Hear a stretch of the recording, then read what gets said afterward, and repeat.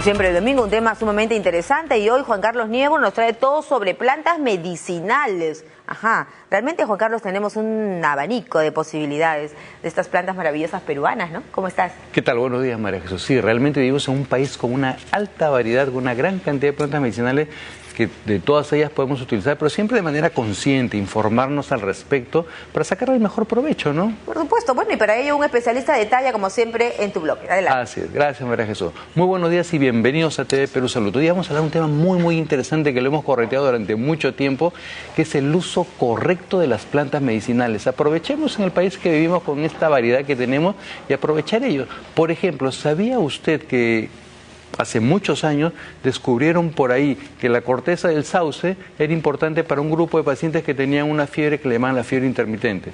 Al final, que descubrieron que tenían el componente de lo que ahora es el ácido acetilsalicílico. ¿De dónde salió esta pastilla? De la corteza del sauce.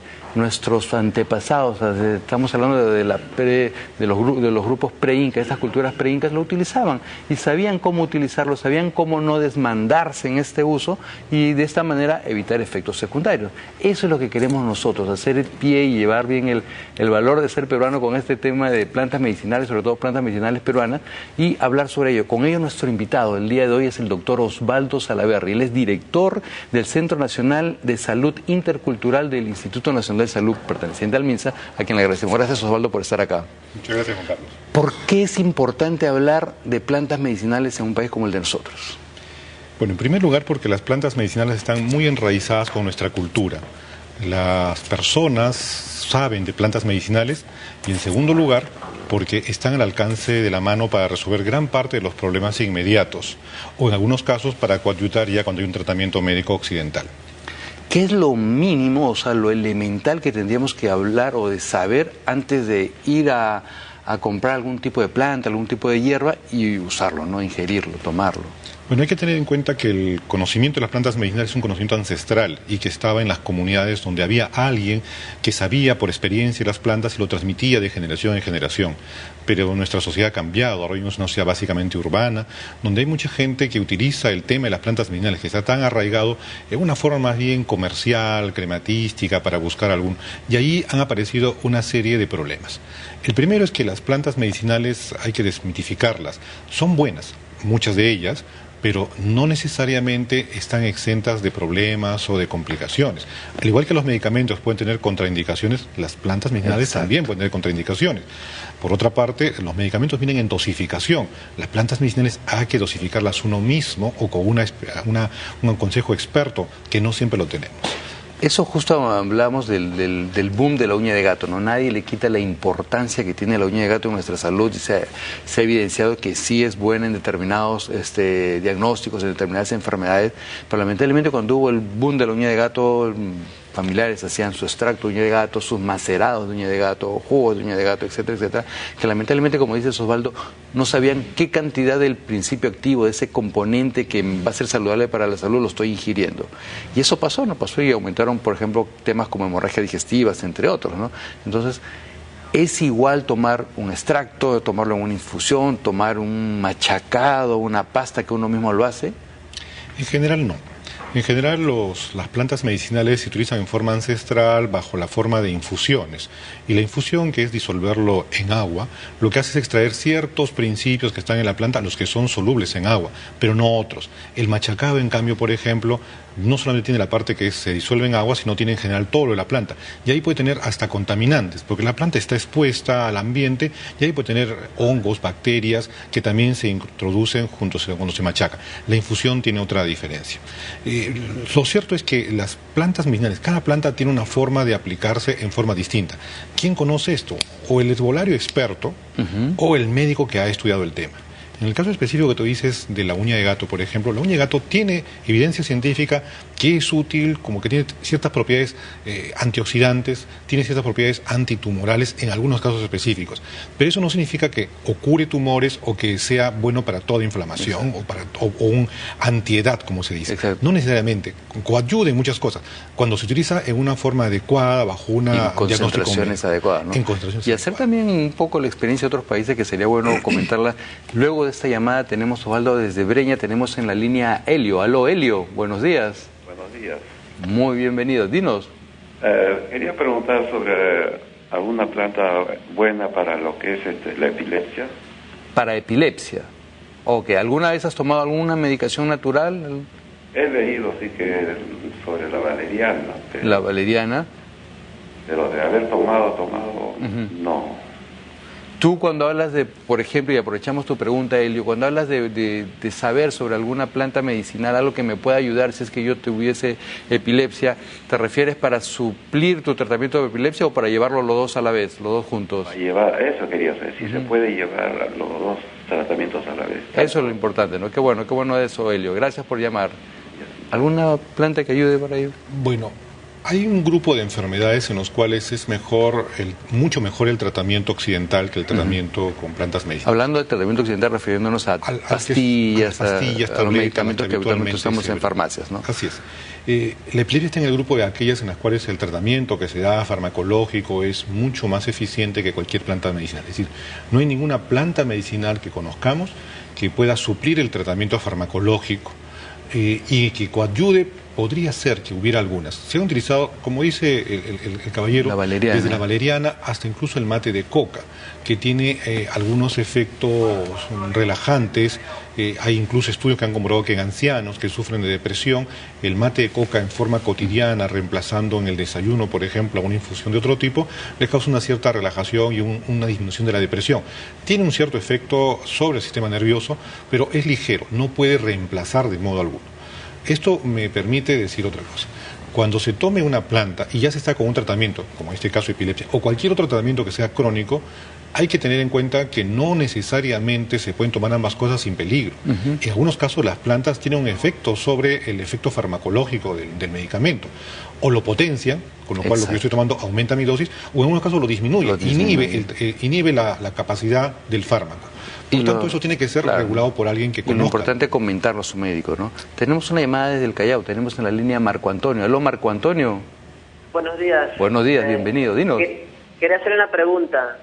¿Qué planta es buena para los parásitos? Para los parásitos. Yo conozco una que ahorita a ver si coincidimos en ello. Gracias. Bueno, las parasitosis es una de las enfermedades más comunes entre las comunidades rurales y por tanto existe una enorme cantidad de plantas, sobre todo semillas, que se utilizan contra los parásitos.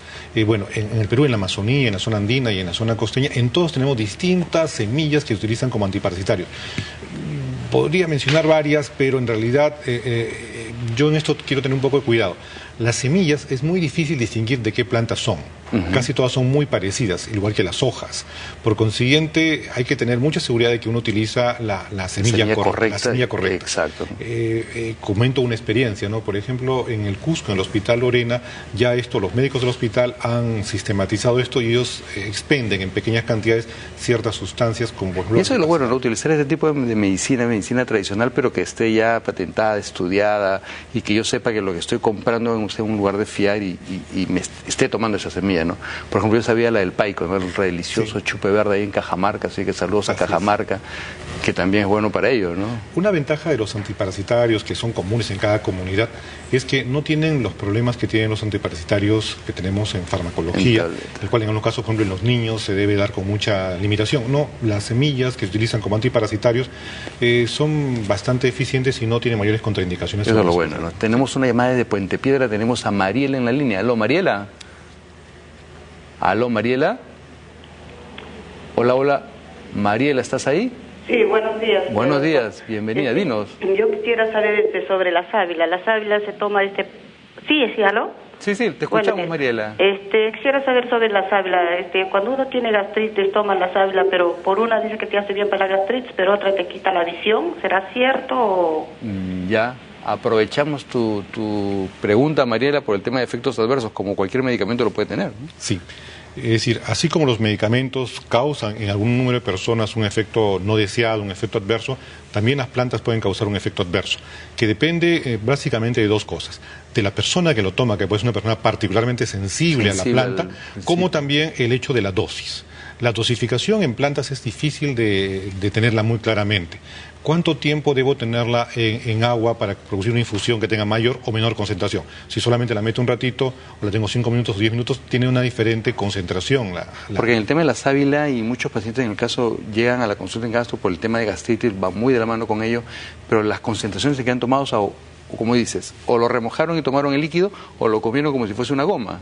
Sí, en algunos casos, en el caso de la sábila, lo que se hace es retirar la savia y esa tomarla directamente. Hay algunos estudios que muestran un efecto protector de la mucosa a través de la sábila. Sin embargo, también es verdad que la sábila tiene ciertos componentes que son irritativos en algunos otros momentos. Depende un poco de la persona. A veces la persona tiene un diagnóstico, un autodiagnóstico de gastritis y utiliza esto por recomendación de terceros.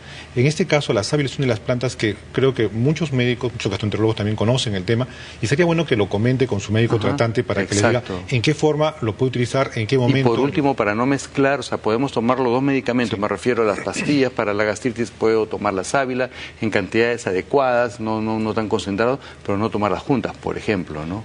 Por ejemplo, no tomarlas concomitantemente al mismo tiempo y también ver los efectos, porque si bien hay bastantes estudios sobre plantas medicinales, una de las cosas menos estudiadas sobre las plantas medicinales es los efectos que tienen al tomarse conjuntamente con medicamentos. Exacto. Tenemos una llamada de Cañete, tenemos en la línea a Edith. Aló, Edith. Aló, buenos días. Buenos días, bienvenida, dinos. Quiero hacer una pregunta, es acerca de la planta de Yantén. Me habían dicho de que la planta de Yantén es antiinflamatorio y bueno, desinflama, pero a la vez corta la visión. Quisiera saber si es así o no. Edith, ¿qué fue? ¿Yantén me dijiste? ¿Qué me recomendaría para acercar? Edith, ¿me dijiste Yantén? Sí, el Yantén, el Yantén. Ok, gracias. Maravilloso Yantén, ¿no? Sí, el Yantén es una planta que se utiliza en forma externa, en general. Hay algunos casos en los cuales se utiliza en forma de ingerir, pero es mínimo, muy poco recomendable, es irritante, es desagradable. Pero en forma externa, sí, tiene efectos desinflamantes, tiene un pequeño efecto también antimicrobiano. Y no hay ningún reporte de que tenga un efecto sobre la visión, ¿no? Sobre todo, recordemos, si nosotros aplicamos algo externamente, la absorción es local y es mínima y por tanto es poco probable que tenga un efecto central, como el caso de acortar la visión. Si algo pudiera tener un efecto mayor es cuando se ingiere. Entonces, las plantas medicinales o en general o se utilizan en forma externa, como aplicaciones, como emplastos, como pequeñas pomadas que utilizan, o se utilizan en forma de ingesta a través de, o directamente, o a través de los macerados, ¿no? No, y eso es importante saberlo, ¿no? Ahora no vamos hasta el norte, no vamos a Piura. Saludos a Edison. Aló, Edison. Muy buenos días, doctor. Buenos días, bienvenido, dinos. Estoy viendo su programa que nos ilustra mucho. Gracias. ¿Ya? Yo hace 10 años me descubrieron la diabetes. ¿Ya? Yo bajé a 46 kilos. ¿Ya? Pero yo no he tomado ni un fármaco. Ok. ¿Y cómo no te he tomado ni un fármaco, ya tengo 10 años, ni un fármaco y llevo una vida normal, pura plantas. Ok. Y dos preguntas, aprovechando tu caso. ¿No tomas ningún medicamento, pero te evalúas habitualmente con un endocrinólogo o con un médico, con tu médico cabecero? Bueno, a los 6 meses. Cada 6 meses. Tengo 180, 170. Perfecto. Pero yo tomo solo plantas. ¿Y tus valores de glucosa? Yo quiero, por intermedio de usted, que la gente que vive en la sierra, que es una gran cosa, es el chocho. El chocho, y es rico también, ¿no? Sí, pero hay que utilizarlo sin hervir. Exacto, ahí remojadito. Remojado, hacerle un hervor y eso tomar todas las mañanas. Nos daba chocho, así que es súper nutritivo. Y otra pregunta antes que cortes, ¿qué planta es la que tomas habitualmente para controlar tu tema de diabetes? Yo tomo el pan de árbol. ¿Ya? Y la corteza del algarrobo. ¿Del algarrobo? Sí. Ya. No es que esté muchas calorías el algarrobo, ¿no? Sí, pero decir la corteza. Ya, ok, muchas gracias. Pasaya, que dicen. Exacto, muchas gracias. Pero ahí sí te digo algo, Edison, si no me equivoco. El tener 170, 180 de glucosa en la sangre, o sea, no significa que estemos manejándolo bien, ¿eh? Nos podemos ayudar de las plantas medicinales, por supuesto, y tenemos que hacer uso de ello, pero siempre de la mano con el otro tipo de medicina, porque 170, 180, recuerda que mientras más tiempo tengamos los valores elevados, más daño vamos a tener a la larga con alguno de nuestros órganos. Así que una chequeadita por ahí no estaría de más. Algarrobo, Bueno, el algarrobo tiene muchos usos. A ver, primero quisiera comenzar más bien por el lado de la diabetes.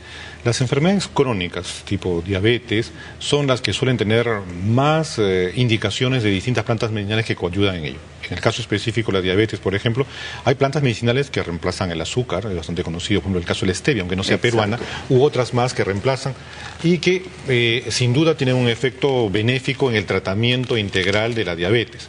Hay otras que tienen supuestamente la atribución de curar la diabetes. Y en eso sí quiero ser enfático.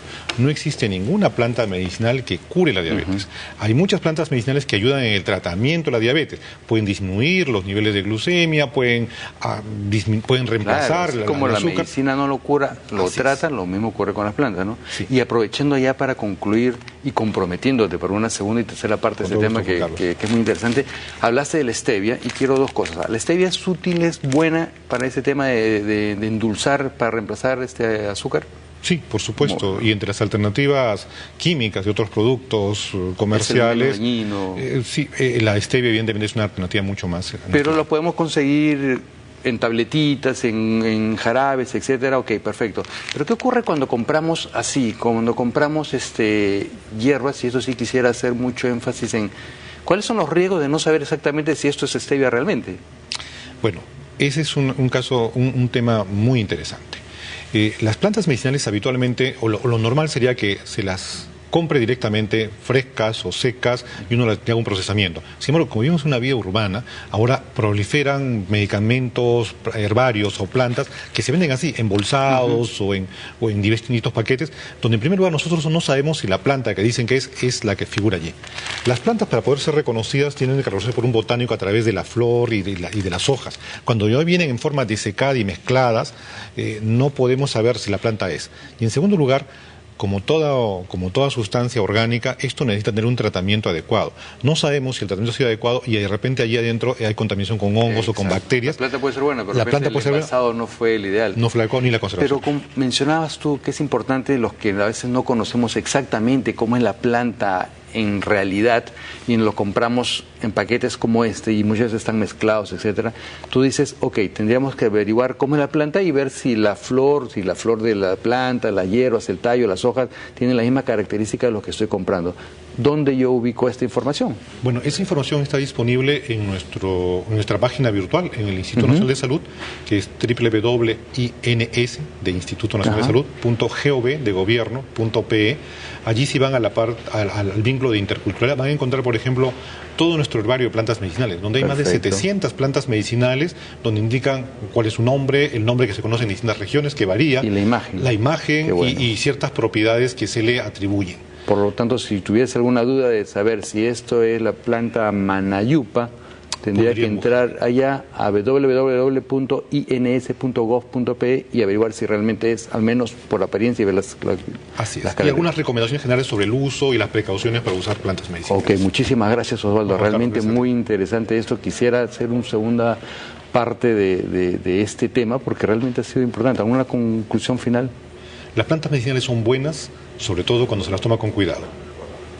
Ok, muchísimas gracias. Con ustedes nos vemos el próximo domingo. Vámonos a un corte y nos continuamos con María Jesús.